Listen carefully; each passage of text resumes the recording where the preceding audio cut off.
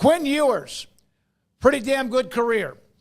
You can look at what the expectation is. You can look at where they were before he arrived. He is entering the draft. He had a year left. He could have gone and chased the money somewhere else. 21-5. He had 2 losses to Georgia, 2 semifinal losses to Washington, and then, of course, to Ohio State and the Oklahoma loss in 2023. He now has turned pro. Ron Slavin is his agent, and now that is official. He will be in the draft. Okay.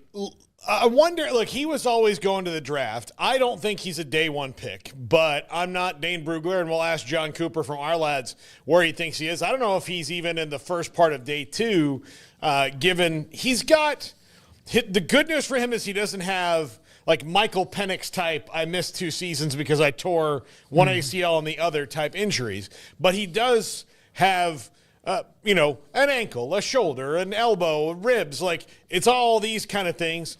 And that is because his one big problem is he is not the proper amount of scared of the rush in that he, like Sam Darnold, great comparison that Phil Bennett made yesterday. His big flaw is that he steps into the pass rush too often and doesn't move away from it. And that is going to be the big knock on him. He has elite level arm talent. There's not many people in the world who can throw a football like Quinn Ewers. He has got a howitzer of an arm. I'm curious to where he will wind up as far as draft positioning goes. I hope if you're going to be a second or third round pick, that for his sake, it's with a team who develops quarterbacks well, and he can sit behind a veteran for a little while, and they can retool his skill set to the pro game, which I think will work out, but he's just got a couple of really bad habits he's got to shake. I don't think this comes as much of a surprise. I mean, this was the way that it was leaning, so it's just good to see it official so that everybody, including Quinn Ewers himself, can move on to what's next, which for him will be preparing for the NFL draft. And for Texas, we know what that will be, and I'll touch on that a little bit more in depth in just a second. But I'm glad to see Quinn finish his career as a Longhorn and not go chase the bag. I know there was speculation about I don't know how – it started other than there was some Instagram post by some, there's a billion college football, anonymous accounts out there in social media, right? And sometimes it's trolling, sometimes it's just bad information for clicks, sometimes it's actual, information, and sometimes it's just hard to tell. And so apparently there was a post out there that was mentioning Oregon throwing a lot of money at him. I don't know to what extent that was true at all, but I'm sure he did have the option to kind of explore and hear from some schools and see what kind of offers might have come his way. But what was interesting to me about reading through some of that, not knowing how factual it actually was just some of the level of disrespect for Quinn Ewers that I saw. You would think this guy is a freaking bum the way people talk about him. Yeah. It's ridiculous. That's far. So much forgiveness. Wait, did you say forgiveness like far? Or forgiveness like forgiveness? Forgiveness. For. Forgiveness. Far. Forgiveness. I'm hearing far. Forgiveness. Like forgiveness. Forgiveness? Forgiveness. I'm still hearing far, but whatever. Introducing Stealth 2 with more carbon for more forgiveness. Forgiveness. Just hit it. What was his record? 21-5. 21-5. Now I know it'll be well, look at all the talent around him. And I get it, but of those 5, there's not one. Now, the Oklahoma loss was stunning, but that's one of the ultimate rivalries. And that took a Dylan Gabriel performance from amazing. They didn't lose games they weren't supposed to lose. He lost to Washington, Ohio State. The best Washington team in maybe 30 years. Yeah. He lost to Ohio State. He lost to Oklahoma. And then there's 2 others out there. Georgia. Yeah.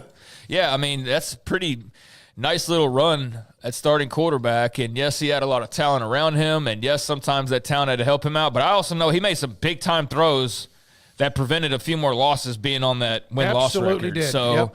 I think Quinn Ewers had a heck of a time at Texas, falling short a couple years in a row. Unfortunately for him, that's kind of what he'll probably be remembered for a lot of people for.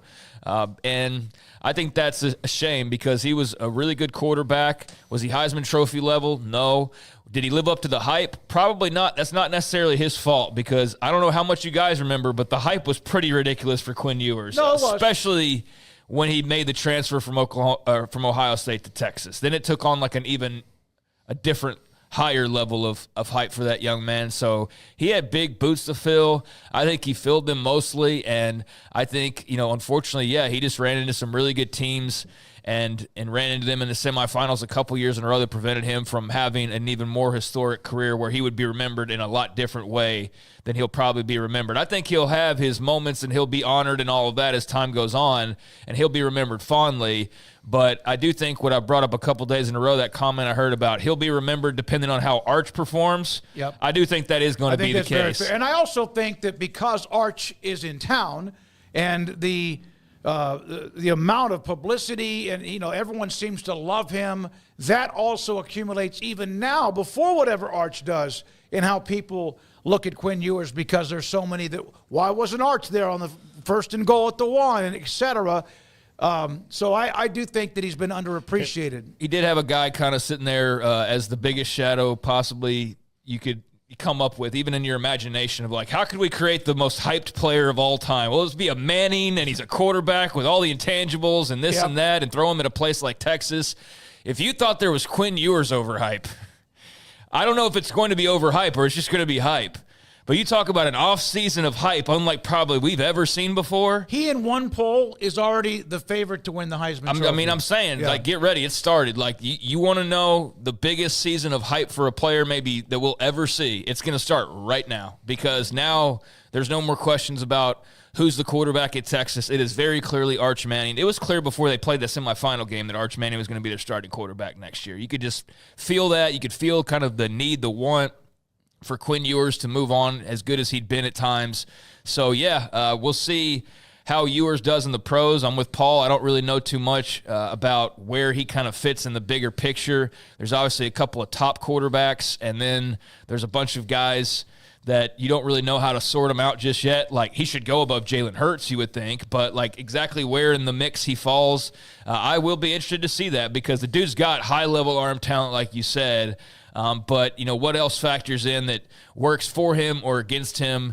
He could be a riser for all we know. People put on the tape and think that, hey, maybe he fits the NFL really well, but it's good, I think, for everybody to kind of know the deal now and move forward accordingly. But, get ready for the offseason of Arch and also, a very interesting period for Quinn Ewers to see where he fits into the pros. Yeah. Can I play a hypothetical game with you guys? Sure. All right, let's say that all those offers were that number was real of $4, $5, $6 million. I think it was like 6 or 8, yeah. Which I don't believe. But let's say it's real. Okay. So there's a school out there that was willing to pay him $6 million, and it could have been any school. Say they all had $6 million, but they had to split. If you're Quinn Ewers, you're not going to transfer from Texas and then go play for someone who doesn't have a shot, to be good and help your future career. So I think also when you look at it, okay, Miami was off the board, so the crazy coked up overpayers, that's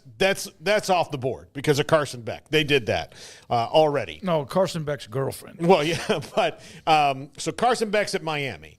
The only 3 schools I can think of that kind of fit where they're not ready to go with the young superstar 5-star quarterback that sat for a while would be North Carolina, USC, and Washington.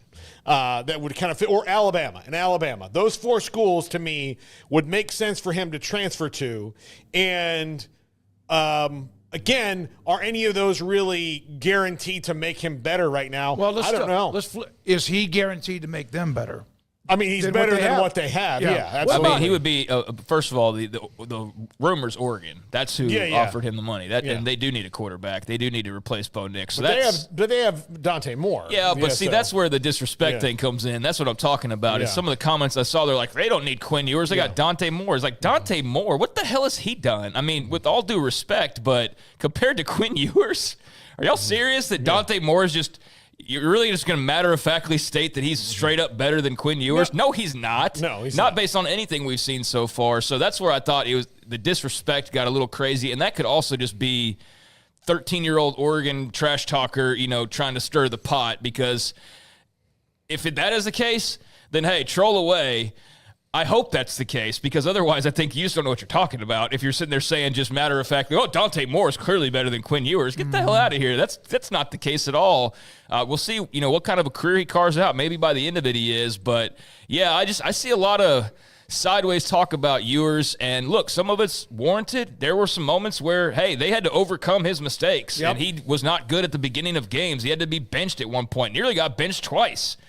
And, there were some games that, if not for that defense, or if not for a big play by one of his playmakers, yeah, maybe they lose more, and that's more hanging over his head. But I just feel like it kind of went overboard in some of the stuff I was seeing, to where it's like, this guy's still a really good quarterback. Like, I don't know what you think about what you're watching normally on Saturdays, but most every team in the country would take him. I mean, you don't land at Ohio State and Texas back-to-back and become a millionaire and the face of NIL in its early days. Like, the dictionary has his picture next to it. So I just feel like people are running their mouths a little bit too much, but that's the age we're in. So Oregon, I do think that would have made some sense to check the boxes you're talking about. But, yeah, North Carolina, that's not worth being a lifetime Longhorn and then having that at the end of your Wikipedia page. It's like you went to North Carolina for a year. Like, come on, man. That's not. In the end, there's going to be dozens and dozens. But I agree. I'll tell you what I like. I don't think that Quinn. Fits him, though. He's a Longhorn. He is. Yeah. And I also wonder, and there are, of course, we have those of you Texas fans that are in the chat and have been for a long time. How many national titles does Texas have in the last 55 years? 1. And it took Vince Young to do that. Yeah, it's hard to do. Now, there's always the thought about 2009 and Alabama, Colt McCoy, et cetera. But in the last 2 years, they've been to the semifinals. They are a blue blood. They're among the bluest of all of them. They just wear burnt orange. But I almost wonder sometimes if the fantasies are too high. Well, I mean, this is expectations to play for it, and with all the commitment, the money, and all that they have, the facilities, yes, alums and donors to be a national championship program, absolutely. But it's not like they've been spitting these out like chiclets. Yeah, I mean, that's just the standard of playing there, though. Like, if you're the quarterback at Ohio State, what are you judged on? Beating Michigan and winning the Big Ten and winning national champ. I mean, that's the bar, though. Like, that's not. But Ohio State also has at least a small handful. But Texas isn't paying him several $1 million to not win national championships. Yeah. Like, I understand the fan out there. That's the bar. That's how do we judge quarterbacks in the NFL? By their AFC West division titles? No, we judge them by the Super Bowl. So that's how you're judged. But yeah, to your point, Lamar Jackson didn't win a national championship. None of those Oklahoma Heisman quarterbacks won national championships. There's a lot of really good players that don't win national championships because guess what? They're really hard to win. So I'm not going to judge him on that entirely. They were a play away from almost playing in back-to-back national championship games. And I don't know how they would have fared, ultimately in those two games. But, yeah, I'm not saying by any means he's a perfect player. I'm not saying he isn't deserving of criticism. I'm not saying that he was single-handedly the reason why they won all the games they did while he was there. But I did see enough disrespect that I was kind of like, really? Like, he's not some bum that they just trotted out there. He's as blue of the blue chips as you could get at quarterback and in the transfer portal. And like I said, his face is the picture you see next to transfer portal bonus babies, basically. Yep. He kickstarted all of that. So I'm excited to see what the NFL journey looks like. He could be in and out. He could be a guy that we watch for 10 years. I don't really know. I know that his arm talent's going to have him sticking around for a while, but I'm very curious to see in this now draft build-up stage that we get in of just where he sort of falls in the whole discussion. And now I'm very excited to see, after all this talk for the last 3 years, it's Arch Manning time. Yep. And so, I'm excited to see that and to see what that looks like, for better, for worse, for whatever. It's going to be interesting. I remember when Colt McCoy took over at quarterback, and I think his first game was it Colt? His first game was after the championship year of 2005. And I think they did. Texas played Ohio State in Austin and lost that game. And I believe I'm right on that. If you're a UT fan, let me know. But I remember he had a couple of bad losses early. It wasn't easy. They were good, but there is a standard. Yeah, it's the University of Texas, and that's the way their standard is going to be, even when they went through a 10-year drought of basically blah.